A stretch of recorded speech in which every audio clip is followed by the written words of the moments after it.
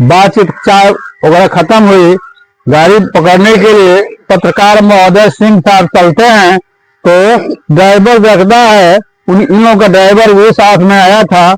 Driver देखता है कि कार का चक्का में का हवा नहीं है।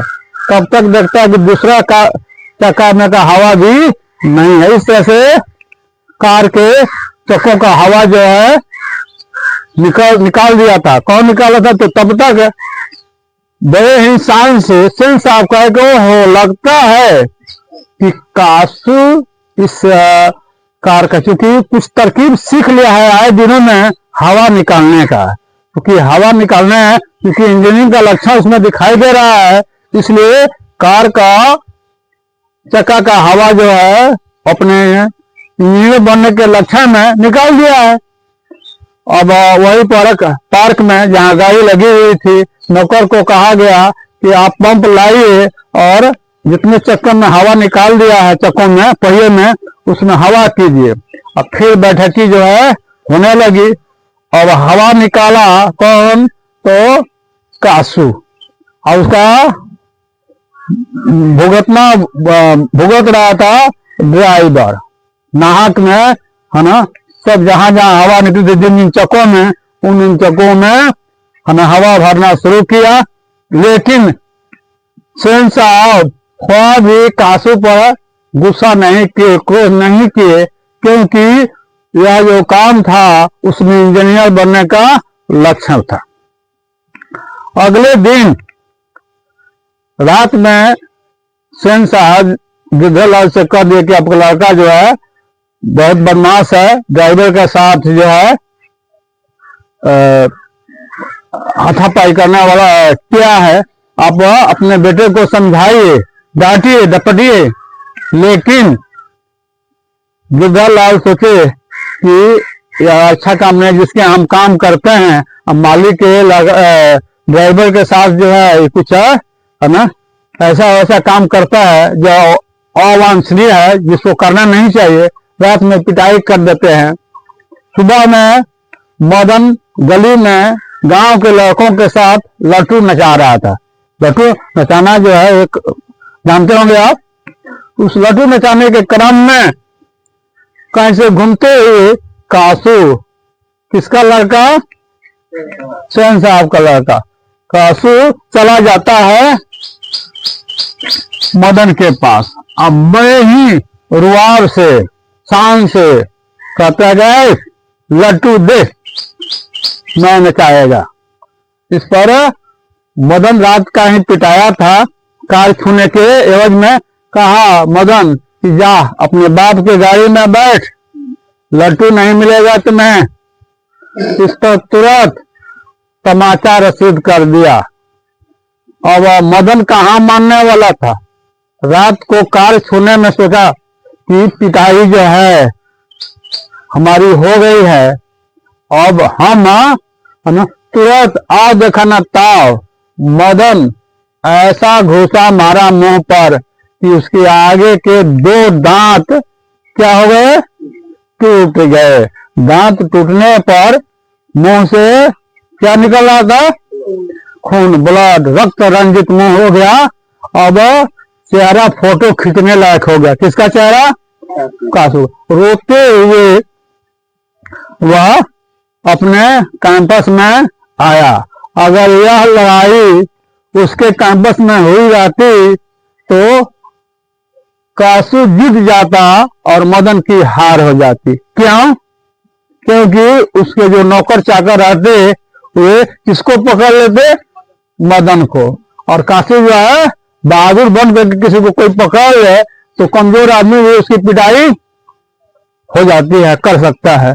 तो वही कासू जो है पीट देता। लेकिन लड़ाई जो है महल में नहीं थी, और कहा गया है कि गली का कुत्ता और महल का पीला। पीला किसको कहा गया है? कासू को। हाँ, कुत्ता गली के किसको कहा गया है? मदन को। कि अगर लड़ाई या उस कैंपस में सेन साहब के कैंपस में हो जाती तो पीला जीत जाता और कुत्ता यानी मदन हार गया रहता। तो यह घटना को लेकर, इस कंप्लेंट को लेकर, इस शिकायत को लेकर के काशी चला गया किसके पास? अरे अपने पिताजी के पास।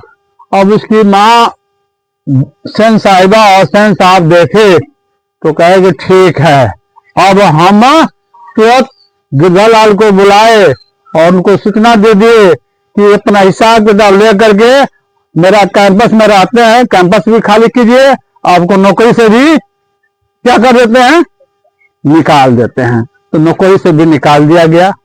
अब दोनों आदमी है ना, मदन की माँ और गिरधालाल आपस में, मदन नहीं, मदन की माँ और उसके पिताजी चले गए। इधर मदन सोच रहा था कि आज तो कासू को मार करके 2 दांत फ्रंट वाला आगे वाला तोड़ डाले हैं। कार छुए थे तो पिताजी, मैंने गिरधालाल मेरे पिताजी इतनी पिटाई किए थे कि हमको अब पिटाई अभी भूले नहीं है। अब तो दांत तोड़ दिए हैं खोखा का, कासू का, अब इसके लिए बड़ी ही पिटाई होगी। उसका हिसाब किताब जोड़ा तो लगा कि बहुत ज्यादा पिटाई होगी। अब यार समय बिता रहा था, समय बिताते बिताते रात हो गई तो सोचा कि मम्मी पापा सो गए होंगे, यानी गिरधालाल और गिरधालाल की पत्नी यानी मदन की माँ क्या हो गई होगी, सो गई होगी। और सो गई होगी तो चुपके से हम चलते हैं और चुपके से जा करके खा करके हम सो जाएंगे। तब तक सोए नहीं थे मदन की माँ और उसके पिताजी आपस में बात कर रहे थे। तो धीरे धीरे सोचा, तो पहले सोचा कि पहले हम कुछ खा लें, भूख दिन भर की भूख लगी हुई थी, तो सोचा कि पिटाने से पहले कुछ खा लेंगे तो शरीर में ताकत भी आ जाएगी। आखिर तो पिटाना ये है, पिताजी तो काफी पिटाई करेंगे, अब इसमें कोई संदेह नहीं है।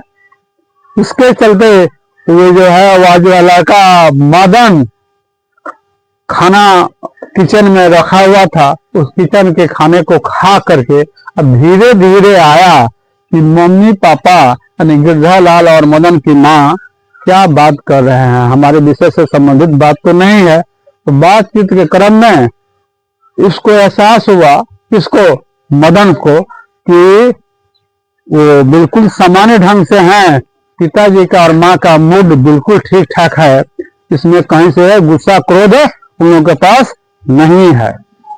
वह बात सुन करके खाट पर सोने के लिए जा रहा था, तब तक एक लोटा, खाली लोटा वहां पर पड़ा हुआ था। खाली लोटा रात में, अंधेरी रात में उसके पैर से लग गया। लोटा कब चुप रहने वाला था, वो भी खाली लोटा, वो खाली लोटा वह लगा उसमें से टन टन टन टन की आवाज आने। अब मदन के माता और पिता दोनों दौड़े दौड़े कि क्या हो गया है ना।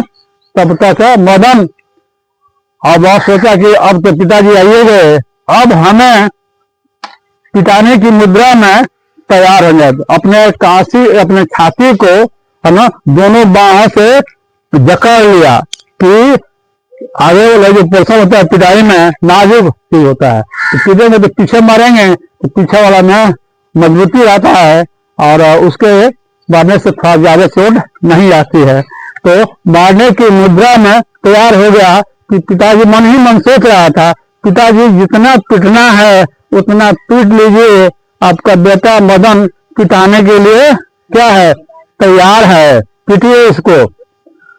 लेकिन बात कुछ दूसरी ही हुई। बात क्या हुई, तो पीठ ठोके गिरधालाल कि वाह बेटा वाह, धन्य है तू, एक तू है एक तेरा बाप है, तुम खोखा का जिसका 2 दांत तोड़ डाला, एक तेरा बाप है कि जी हुजूर करते करते अपना समय बिता दिया। उसके बाद भी कैंपस खाली करने के लिए कह दिया गया, नौकरी से निकाल दिया गया। जब कैंपस खाली करने के लिए कह दिया गया, नौकरी से निकाल दिया गया, तो तुमको पीट करके हम क्या करेंगे। जब नौकरी नहीं रही और जब उस कैंपस में रहना नहीं करें तो हमारे पास कला है, गुण है, तो किसी दूसरे कंपनी में दूसरे के यहाँ नौकरी कर लेंगे, वहां भी इतना पैसा मिल जाएगा। लेकिन बार बार कासू जैसा खोखा का कहर तो तुम पर नहीं बरसेगा, है ना।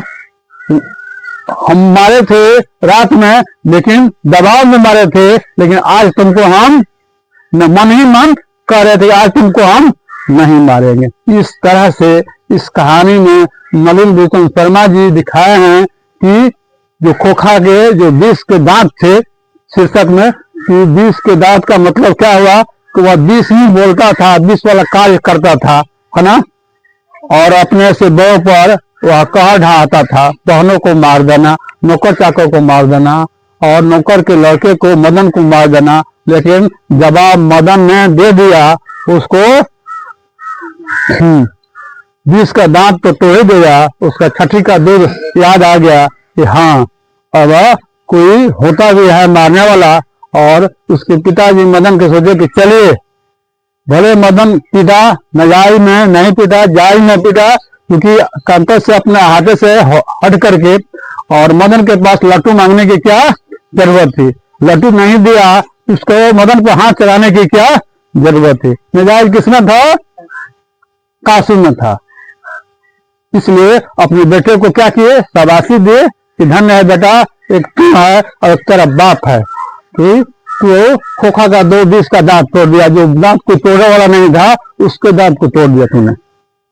इस तरह से लिंग भेद में देखिएगा कि उस समय सेन साहब सेन साहिबा लड़कियों पर पाबंदी ही पाबंदी थी, और लड़का कासू कहानीकार ने यह दिखाया है कि लिंग भेद एक बहुत बड़ी चीज है, और उच्च वर्ग और निम्न वर्ग में भी बहुत ज्यादा भेद होता है ना। अपना बेटा कोई भी काम करे तो उसमें इंजीनियर बनने का लक्षण, और नौकर का बेटा कोई भी काम करे तो वह चोर डाकू शैतान बदमाश बन सकता है।